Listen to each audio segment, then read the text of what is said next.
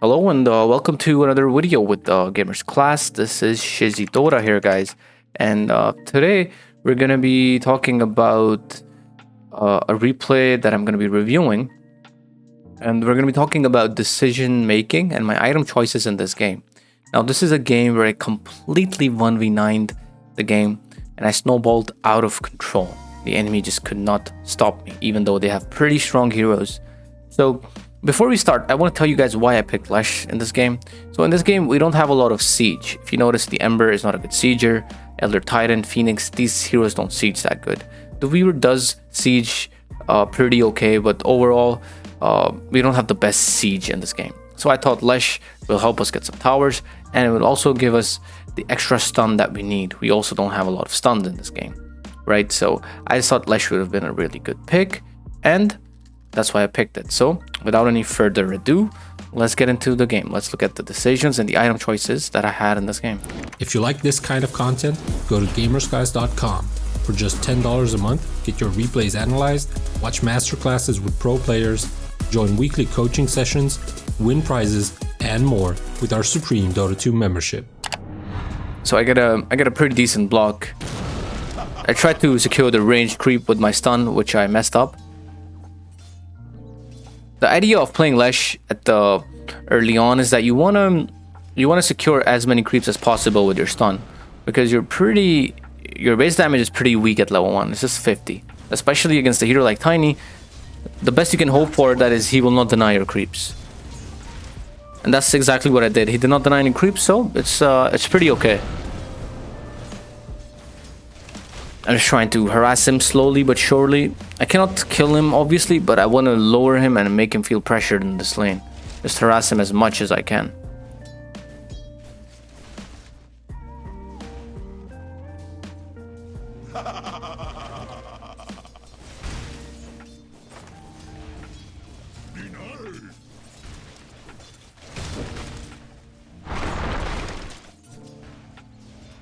So if you notice, I'm constantly right-clicking him so he feels pressured all the time. And that's what's going through my head. I understand if I try to just CS against him, it's going to be very, very hard just to CS. Because he has a better base damage, he has a stun that he can just constantly use, and obviously he's more tankier than I am. So the idea here is to harass him as much as possible, because he has almost no armor.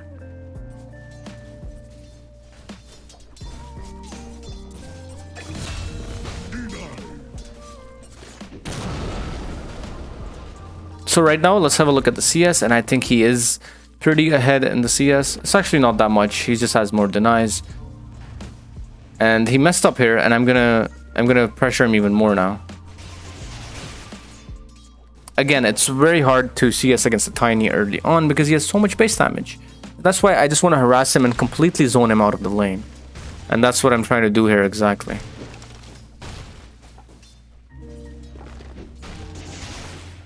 And now he messes up, and I feel like I can get a kill here, because I noticed that he's already used spells. Yes. And I commit for this kill because I know it's still worth it for me. I get more gold, I get more experience, and on top of it, guys, if you notice, I wanna go through this play again. This is very important, guys. So now I could have just backed off, right? So there's two things going on in my head right now. Since I got the bottle, I'm pretty sure he wasn't so close. But in my head, it was like his bottle is also coming in. So if his bottle is going to be here, he's the one who's going to have the advantage, not me, because I have low HP. I will have to call out a salve, and the salve is going to be very slow coming in. The runes are about to spawn. Eventually, he will get the rune, and I will lose the lane, right? So that's one reason why I dive him under the tower. The second reason why I dive him under the tower is because a lot of creeps are pushing in. So let's say if he dies, these creeps will push into the tower, and he will not get the experience from these creeps. Okay, and on top of it, of course, I solo kill him, I will get more experience and gold. So there's like 3 reasons why I dive him. One, for the extra gold and experience that I will get. Second, he will miss an entire wave. And third, if his bottle was coming in, he will win the lane. So it was very important for me to just commit here and take a trade. Otherwise, I would have lost this lane anyways. In my head at that moment, that's what I was thinking.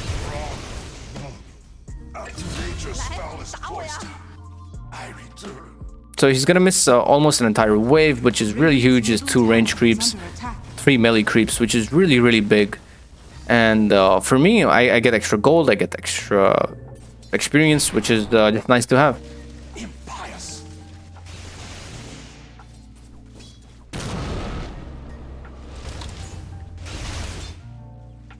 And now if you notice, he's 4 and I'm almost 6. He's 4.5 and I'm almost 6, 5.5. And that's why getting that kill was so important, and it's gonna help me lead even further in this game now.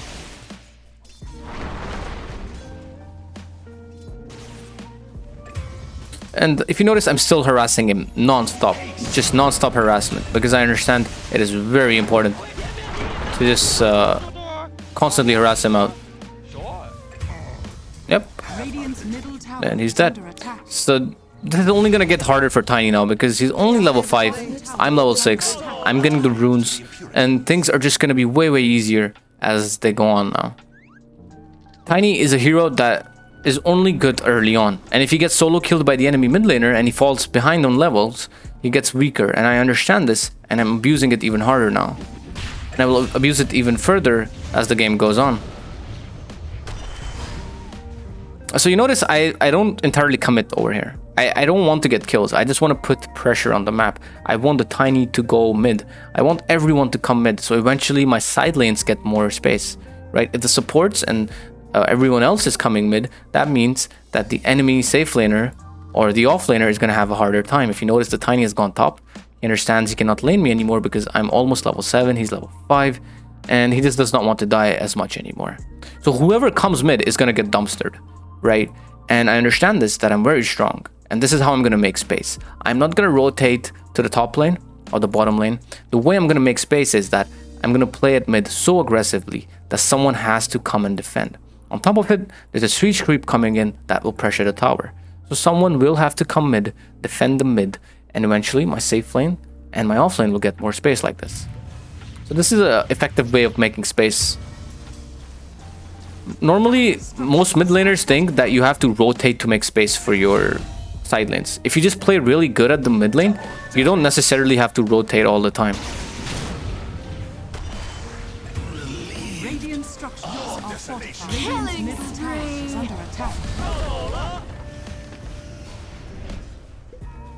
So you notice that the Sky's coming mid, Slardar is coming mid, he also died. Like, everyone is mid, and this is giving my team so much space. Let's have a look at the net worth. I'm on top. Then it's the... Another thing I want to talk about this play as well. So, I see the Tiny's dead, and I see that the Slardar is dead. In my head, I know that these guys want to go mid, right? Because they want to kill me so bad, right? They know I'm getting out of control, and they want to kill me. So watch this, okay? First, I will force the TP. I want to force the TPs, right? Because I want to make space for my team as a mid laner. So just watch this. Now, this is something that I don't recommend. This is very risky, and it's something that it can backfire, but I like to make these aggressive plays personally, and a lot of players can do it if you have the right calculation and the right timing. It is something that is very hard to execute for beginners or average players, but if you get a hold on it, this could be very effective. Now notice how I force TPs here and I just get out. And this play right here, it was actually, I predicted this play, right? And I'm out. This was very close. Like I said, it's a very risky play, but it's pays off. Now my Weaver is free farming, and the Scepter is not having the best time because, you know, it's just a Zeus that's trying to help him in the lane.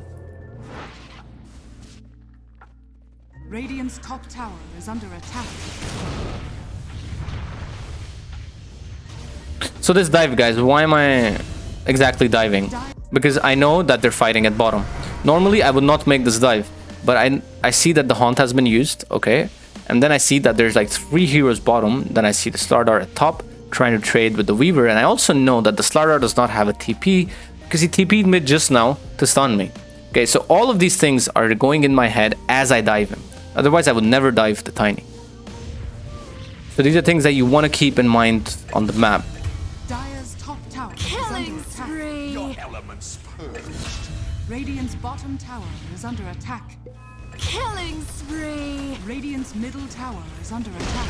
Radiant's middle tower has fallen. Swiftly out of balance. So now I get a haste. I got the mid tower. My main objective at the mid lane is the tower. As a mid laner, the main objective at the mid is the tower. Once the tower is down, then you can go for other objectives, right? So I break the tower, and I know that staying mid is not useful anymore, and that's when I start rotating to bottom. And eventually, my other goal is now to get this tower.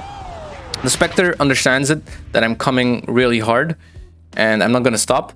So he just TPs out so he can have a free lane to farm. Radiant's bottom tower is under attack. Dominating. And I'm just gonna push bottom.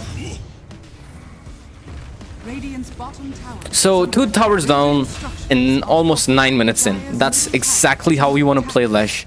And that's the main purpose of picking Lesh. Just Radiant's pushing as fast as you can. attack. Radiant's bottom tower has fallen. Also, when you're playing heroes like Lesh or Pugna, or actually any hero that takes down towers really fast, you want to get that last hit on the tower. It is, I cannot stress it enough how important it is to get the last hit on the tower. You get 200 extra gold. And that 200 extra gold is the only reason that I have a bot so early. Otherwise, I would have to farm probably 1 or 2 more camps, and that would ruin my timing. Right now, I want to get this bots, and I want to go for bounty runes, or, you know, just make a move on the map. So these small things, they're very, very important, and it's something that you wanna focus on as the game goes on. Dire's top tower is under attack. So now, as I see that I've taken down the top tower, the bottom tower and the mid tower, it's time that we get the top tower. Now, this is gonna be really hard, and I know this because I don't see anyone on the map. I see the Tiny at bottom, but I don't see anyone else. I see the Zeus at mid, right? But I don't see the rest of the 3. And now, as I see them with this ward, I know it's gonna be very hard to push this. So I just go back. I still want to get some more towers, but I just can't. So I'm gonna back off, and I'll just farm.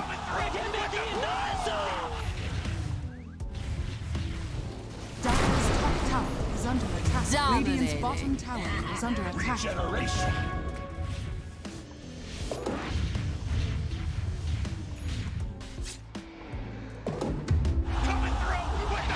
Radiant's bottom tower is under attack. Mega. Now is when we can Radiant's top pressure this tower. is under attack. Because we see that the Sky is dead, we see the Slardar is dead, and we see that my team is diving the Tiny.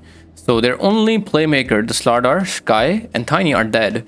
Zeus cannot make a play at top. The Spectre sure as hell cannot make a play. That means we're safe here, and we can pressure this tower. And that's exactly what I'm gonna do.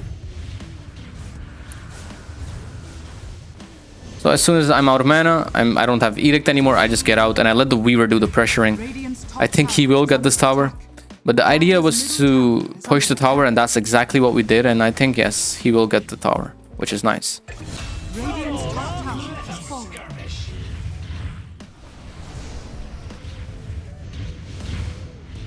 Dominating. Back to the impurities.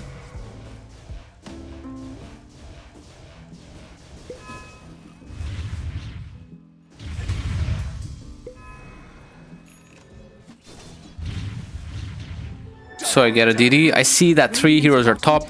1 is dead, and I will start pressuring the tower again. When you're pressuring towers, guys, it is very important. Even when you're pushing lanes, it is very important to look at the map and figure out what is the next move that the enemy might make.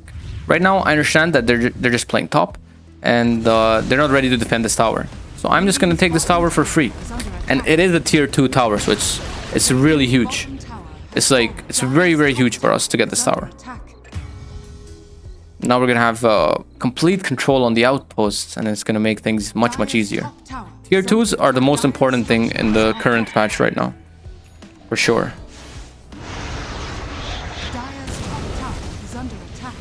Mega kill. Reduce to your elements. Killing spree. Another thing I want to mention when you're playing Lesh, as soon as you get Euls, you are so strong.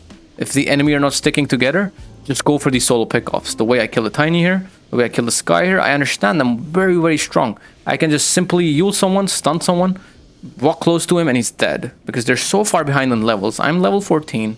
Everyone else is 10, 8, 8, 9, 11. They're not that ahead in terms of levels. I'm 3 levels ahead. And I want to abuse this advantage that I have. And that's exactly what I'm doing. just happened? Radiant's middle Dominating. tower is under attack. Radiant's middle tower is under attack. I also want to push down the bottom tower because I want to constantly maintain aggression on the map. If I'm pushing down the bottom lane, that means someone will have to come here and defend this creep wave. And if they don't, I can just pressure the tower really hard. Now, this is something that I think this is not the right play here. I can die pretty easily here, and I'm just being aggressive for no reason. I'm just getting cocky, and this is not something I would recommend, just overall. I'm not sure if I die here or whatever, but I do force a lot of rotations, and yeah, it's somewhat good.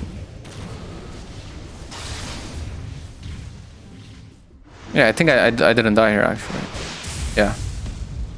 But it's not something I recommend. This is very risky, and it's just not the best play.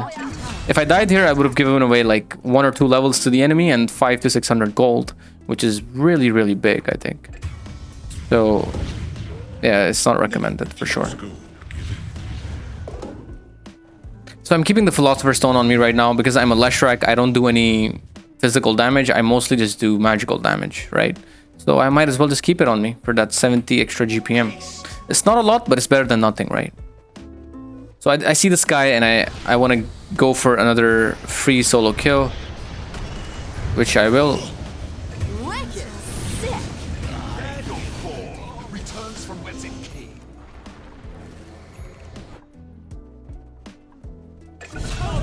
So bots is very, very important on Lesh, I think. It's something that just enabled your game so much more. As soon as you see that the enemy is not ready to defend towers, you just TP somewhere, pressure the tower. You can always go base. You have low cooldown, and you're just constantly roaming around the map with this extra movement speed. I think bots is one of the most important items in the game right now for Leshrac. If you don't buy this item, you will not have the best game as a Leshrac. It's very important, and you will see a lot of other players buy bots as well. Killing spree.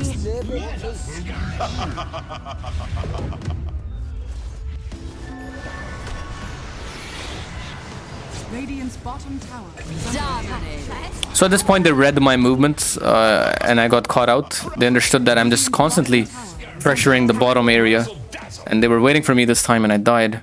Dire's top tower And now I'm gonna is under play attack. a bit more defensive in the bottom area now, because I know they know my movements. Yeah, so if you notice, I'm not exactly pushing all the way now. Dire's middle tower. I'm only pushing when I see them fight. Radiant's bottom tower is under attack.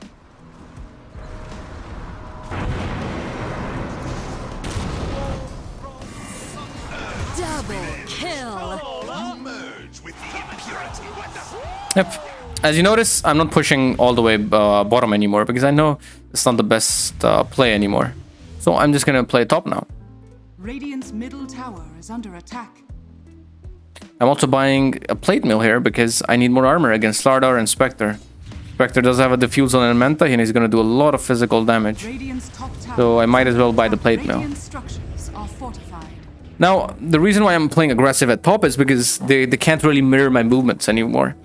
I understand that they want to play bottom, and as soon as they come top, I will just go bottom again. I want them to be on a roller coaster. I want to abuse the fact that I have 40-second cooldown on my TP, and they have like 80-second cooldown on their TPs, so I can move on the map twice as fast, and I want to abuse this advantage that I have. I've invested 2,000 gold for this advantage, and I want to abuse it really hard, and that's exactly what I'm doing. Your shrine has fallen to the dark. Mega kill. Killing spree. Double kill. Dire's middle tower is under attack. Middle tower is radiant are scanning. So I'm buying Lotus Orb because I need armor, mana regen, HP regen, and something to dispel almost everything. Silence, Stardar's corrosive haze, you know, and you know them just spamming a lot of spells on me. Miss me, sweet ablution. My return is imminent.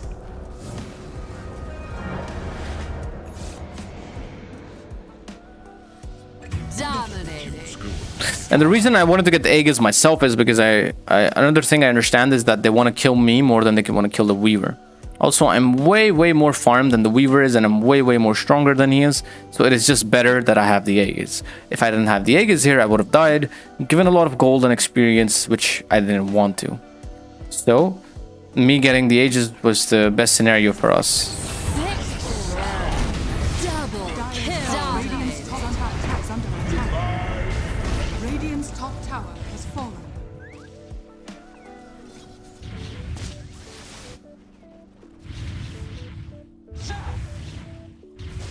Regeneration. Let me attribute. Radiant's middle tower is under attack.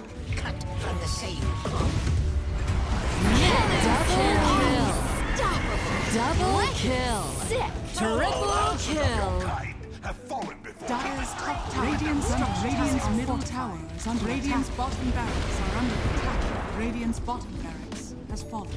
Radiant's middle tower is under attack. Monster kill.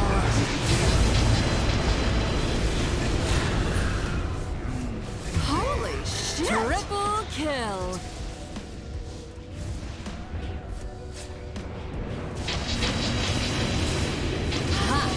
Ultra kill. So you see how strong the Lotus Orb turned out to be? The Sky cannot do anything to me anymore. The Zeus cannot do much. The Starter cannot do much. And on top of it, I'm just much stronger. I have a lot of regen on me, armor on me, you know, everything that I need as a Lesh here. And plus the Dispel is just so much better. Normally, people against the Zeus or Sky would just instantly buy a BKB, right? Because that's the right way to go against the magical damage. But what I did here was I made a smart move. I wanted that extra HP, armor, and, you know, mana regeneration. And on top of it, the Dispel just turns out to be so good, right? So if you use this effectively, this is a very good item against these single target heroes like Lina, Zeus, Lion, Sky, Slardar, you know, these even Alchemist, heroes that have single target spells. It's very good against it if you know how to use it effectively.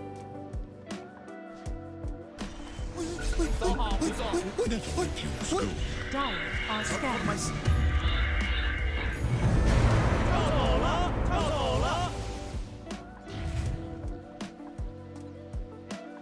A tithe to the impurities. Radiant are scanning.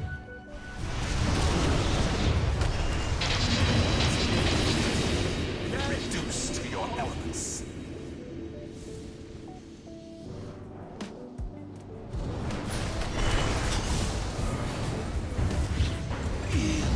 Killing spree. Double kill. Yep, and I think that's game right there, boys. Double kill. Yep, that's game. So in the ending, if you notice, look at my net worth, guys. It's 28,000 compared to even if you look at my team, there's 13,000, 12,000. So that's why I was saying in the beginning of this game, guys, that I completely 1v9 this game. And let's get into the conclusion of how this actually happened. The three main things that I exactly did in this game that led me to this result. So first, guys, it's very simple. I knew exactly what we needed and how I wanted to execute the game. What did we need this game, guys? We needed some siege. And that's why I picked Leshrac, right? If you notice, I took down most of the towers. I had the most tower damage on my team, most net worth and experience as well, just because of that. And my team could do whatever they wanted. If we did not have a siege, eventually the Scepter would get a lot of items and the Zeus would also get some items, and it would be almost impossible to end the game. And as we all know, Scepter is the strongest carries, or at least one of the strongest carries in the game. So one, we needed a siege hero to end the game as fast, and that's why I picked Lesh. Second, even though I had a siege hero, executing this siege, just sieging towers, the way I executed it was with discipline, right? I never died while I siege towers. I never died while I was pushing towers. Maybe just once the entire game where I got caught out at bottom with the smoke. But overall, while I was pushing these towers, I did not die. And how did that happen? I always looked at the map. I was looking at how the enemy is rotating, when are they fighting, if the haunt is up or if it's down, and I was constantly looking at the map so I could push down the towers. The third thing is the solo pickoffs that I got from the laning stage till the very end. I was constantly pushing the waves, and as soon as I saw that one or two people or their main playmakers, Slardar and Tiny, are showing on the map, I would go and kill the Zeus or the Sky or even the Slardar if he's alone. So that also gave me a bigger advantage on the game. So these three things are the things that I mainly did in this game that actually led me into winning this game. Now I also want to go break down the items that I bought. So Euls is quite self-explanatory. I think it's bought so I could land my stun, I could have more movement speed, I could have some dispel, and of course so I can have some mana regeneration. It's one of the best items for Lesh. Then I bought the Bloodstone so I could have some spell amplification, I can be more tanky, and now it also gives 10% magic resistance, which is great against Zeus and Sky, and it also gives me spell lifesteal amplification and mana regeneration as well. So overall, Bloodstone is also a great item. Then I bought an Octarine Core and a Lotus Orb. So I mentioned a lot of times in the game why I bought Lotus Orb, for Dispel and extra armor that I need against Slardar and Scepter, and the Dispel that I need against Sky and Zeus. And of course they're single targeted spells as well. Okay, on top of it, this gives me some HP regen and mana regen, which just makes things even better. Octarine Core again gives me a lot of magic resistance, health, and mana. Plus, it reduces the cooldowns. That means my TP is going to be even shorter, and I can just move around the map. And the Blink Dagger, because they were running away from me and they were kiting me around, since the Zeus and the Sky have a really good distance to spam their spells from, right? So I wanted to close the distance, and that's why I bought a Blink Dagger. If I just kill them first, they cannot kill me. 5-head move, I guess. So yeah, I think that's pretty much it, guys. That's the decision making and the item breakdown for this game. And thanks for watching, guys. And I will be seeing you guys in the next video. Shizzy Dota signing out.